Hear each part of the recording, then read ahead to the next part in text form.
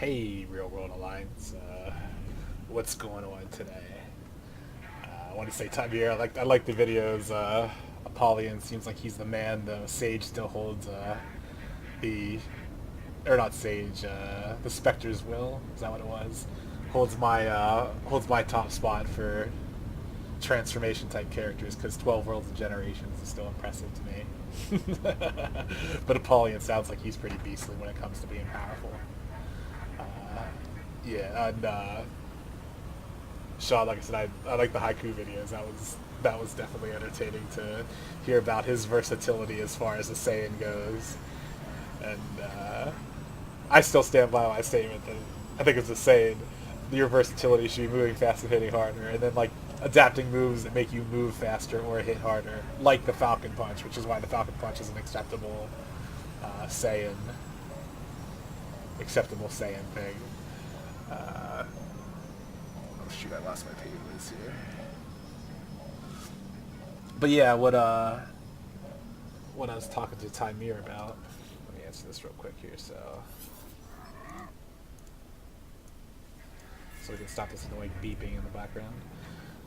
Yeah, so what I was talking to Tymir, or mentioned to Tymir about is the DM from Generations finally got me my player package for information that I had purchased in the Generations store, and I got two. Well, I figured like the thing is like you always want to know a little bit more about real world. So like when you go in the shop and see what you want to buy, it's like you can check the knowledge cost of two of those things off because I can explain to you what they are because I bought them, and then like we kind of know what Soul Seep does now, and we know what the Voice does now from Real World Con because I think we purchased those abilities there, and we're all about that knowledge. The more information that's out there, the more we know, and the more we can find out about cool things about Generations. So I purchased two things. I purchased Nui Energy, and I purchased what is it? I think it's Life's Embrace. Is the name of the thing? I have my thing here. If I gotta find it. Yeah, so Life's Embrace, also known as the Living Prayer. So Nui Energy is what I'll start with first, and it actually came with a bit of information, something called it's QARE energy. So I'm gonna say Kare or Quare energy, uh, and the best way I can describe them is they're kind of like light side and dark side of the force. Like they're one and the same, or they at least have like the same kind of origin. Whereas Nui Energy is focused on restoration and healing. Quarry Energy is inflicting pain and disease and basically like shutting down the body, like kind of, you know, really messing with the biological functions. And I don't mean that just in the sense of like, having to have a bladder infection, like I guess like infecting like anything from the skeletal to the circulatory to like any of those systems that like make up a normal living like higher level life form's body, and I'm sure it affects other stuff, but I'll go with mainly Nui because like basically what I know is I know a little bit about that Quarry energy, but it's mostly on the Nui side because that's what I purchased. But apparently like there are two trains there are a couple trains of thought with Nui energy. This was kind of interesting because I was like, oh, I'm purchasing knowledge. Like this knowledge is gonna tell me what's going on. Well, it's like it doesn't it tells you what's going on, but there's also like a bit of mystery with it because it's not really like there's claims to what Nui Energy can do and is, and then those claims are sometimes unsubstantiated and sometimes they're partially substantiated or potentially true but potentially not true. So it's a little murky, but there's still a lot of interesting information. The first thing about it is like Nui Energy doesn't exist in any kind of visual spectrum. Like you can't see it, you can't. I don't even know if you can sense it or anything like that. Like I don't think it got into it, but and like that's why people sometimes don't believe it exists. Like it only exists through the mind's eye, and the way it exists through the mind's eye is kind of a manifestation that helps the users better wield it. So it's kind of like your own mind's interpretation of how it presents itself, so that you can better wield it. So you basically have a visual cue to kind of go off of and work on. So that was kind of interesting. But yeah, and then it has like there's a scientific and a spiritual side to it. Like on the scientific side, like people basically tend to believe that it jumpstarts the body's natural healing processes, which it is like that's fair. I mean, it could certainly be that, but on the spiritual side, they believe that it's more like the force and where it connects all living things together, and the reason it's so good is that there's these healing particles or these healing like cells in the body that for most species are completely dormant. Like they're not awakened, but in the Nui they are, and the Nui know how to harness them and awaken them in other species. So it's like, and I think that's kind of fair in the sense where we can heal stuff, we can heal other species much faster than they can heal themselves. So it's like it's kind of a tough to say which side it actually falls on, whether it's the scientific or the spiritual. I kind of lean towards the spiritual just because I like the story better, where like there's these healing cells or healing particles in all living things like that, and you can basically awaken them and then direct them to do what you want to do. But like it doesn't affect like matter or anything else like that. So like it's not like one of those energies you can fire blast or knock people out with, which makes me super useful in those tournament movies. Yeah, it's pretty interesting in that it can not only like cure sicknesses and stuff like that, like I mean like our sicknesses are like cellular damage, but it can all like it was also said like like kinds of corruptions that exist that which I don't know would be like mystical or curses or something like that, but it can apparently affect those as well, and even injuries regardless of how long the target has been afflicted. So I'm guessing like if you kind of messed your shoulder up and it's like it's been like a wound that's healed itself, like you can go back and kind of heal that up.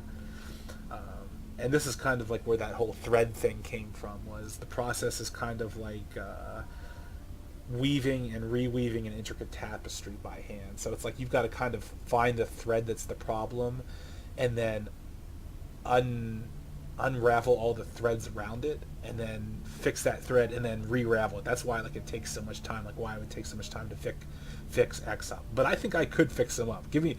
Have X stuff at RA for a year or so. We'll have him back in fighting shape.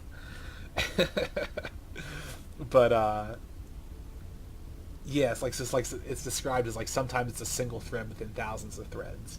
But I also think Cass is pretty gifted with this kind of stuff, so I think he can do it faster than a lot of people. Because I put a lot of my stuff into making him good into that, like as far as character creation went, and picked pretty decent numbers for it, I think.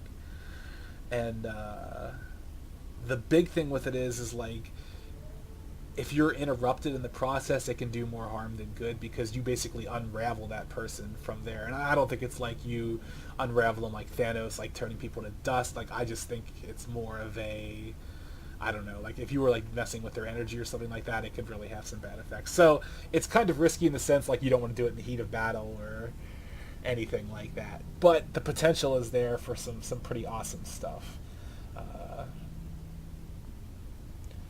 Effects on outsiders. So that's one of the other things is outsiders don't possess Nui energy, so it's pretty much a racially specific thing. But the energy has the unique ability to manipulate the fundamental energies of other beings in sometimes inconsistent but however meaningful ways. So like that was really interesting to me because that is what I wanted to be able to do as far as a character when I approached the DM. I was like, DM, I kind of want to make like a booster type character who can like who can heal, but then also like boost certain aspects of like a person. Like I could maybe like give them a booster speed or something like that. And the DM, like the way I worded it is like the DM's like, no player, you can't do that. Like that's not like that's too much scope for a power. But it seems like there's excuse me. It seems like there's something where I can mess with people's like personal energies and do some positive stuff with it. So I'm definitely curious to see what that's going to be like who's going to be my guinea pig in the movies whenever we we get together and do some stuff. Uh, yeah, so then it kind of gets into the light side and the dark side, or Nui and Quarry, and it gives me a little bit of history about Quarry energy, which I think is basically it ties to like the Nui Tari history, which is I'll do some other time. But yeah, so like where Nui energy is like awakens these healing cells, like Quarry is very much about like death and decay, like that kind of thing where, you know, you're provided like it'll weaken or afflict, and it's like it's very often fatal apparently.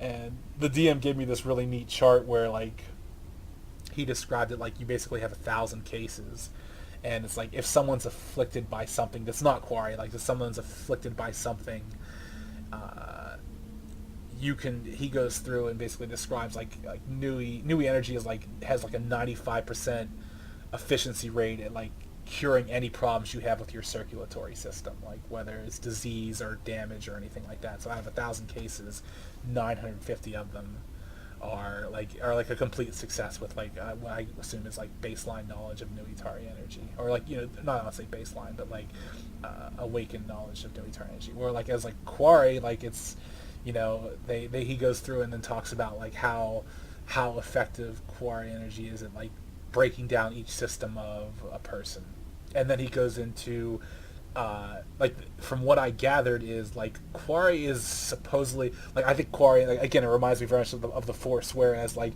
you have one or two Sith masters and you have a bunch of Jedis, where it's like Quarry energy tends to be fatal. Like it's even like with multiple healers working on the person, like Quarry energy is very difficult to disrupt. But he goes through and like there's basically some things where Nui energy is like better at it can like out heal Quarry energy's destructive stuff, and it was kind of an interesting little thing to see where like each system kind of affects differently, which was definitely weird.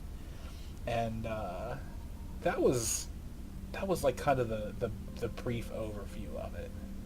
It was, like I said, it's definitely interesting. It's not like it's more than I thought it would be, and it makes me interested because like there's that whole thread of life thing that I did in the movie, and I think that like that might be a thing like that I might be able to do, is like to be able to like isolate like the thread that keeps someone like I guess that's a better way to describe it, is when the DM described it to me going through or like pre Real World Con movie, he basically said like there's like this, you know, this tapestry, and you can pick out a single thread, and that single thread is like the life form that you're like focusing on, and then you can basically try to snap that thread, and like the more powerful the life form, the thicker that thread is, like to be able to snap it. So like someone who's like very powerful and stuff like that, you're not gonna be able, like you might be able to saw through it with some effort, but then they might be able to sense it. Or you can kind of like imagine like you're holding this big pair of scissors, and you're kind of charging up like this swift like strike to build like more and more strength into it. So it's like you can basically pour more strength into those scissors to try to cut a thicker wire, and to like sever that life force from the mortal coil, I guess is the best way to put it. But like that's kind of definitely an interesting use of it. I'm not sure if that's something that was movie specific, or if it's something I might be able to do in game someday. We'll find out. But I'll stop the first video there before it gets too long. That was kind of like the overview of Nui energy and a little bit about Quarry energy. Like I said, I don't know if they're going to be. I don't know if it's super useful to generations at large, because it seems like it's very race specific. I don't know how Generations is with other races being like. I mean, Celentrians might be able to use it because I believe they can mimic stuff like that. But like as far as like other races go, I don't know if it would be super useful to anyone and their ability to mimic or access it. But it is everything when it comes to healing and restoration and everything like that. It's just very that was the other thing. The DM made a point of mentioning a couple times in the description that it's a very long, a very difficult, and a very intellectually taxing process to learn and use. So it's probably something that would be time intensive to pick up or teach or anything like that. Which, screw you guys then, because Cass has got other things to do. But he'll heal you in a pinch. Alright, I'll cut off there.